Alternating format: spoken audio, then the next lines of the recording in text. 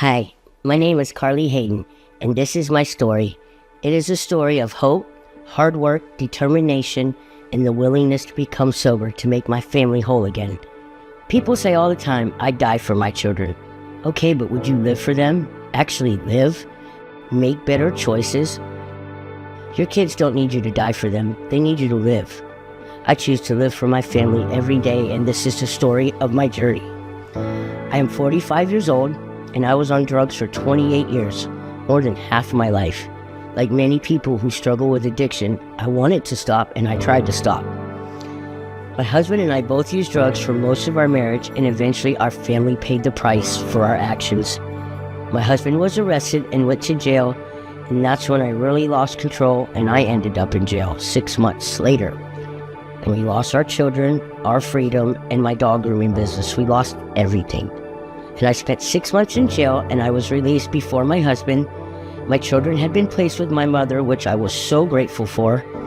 Personally, I wanted to get the reunification process started right away.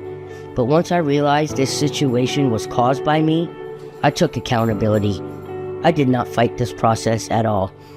And I contacted the Wesley House immediately, and I began the process of completing multiple case plan tests to get my children back. I had court-ordered supervised visitation with my 2 daughters. It was so wonderful to be with them, and it was so hard to say goodbye. After not seeing my girls for 7 months, the first 2 visits were the hardest of this entire process. And at this time, I was also ordered into family treatment court for my substance abuse issues.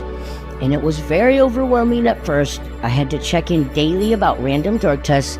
I had to attend individual and group therapy and attend 4 AA to NA meetings a week, and I had to maintain a stable job.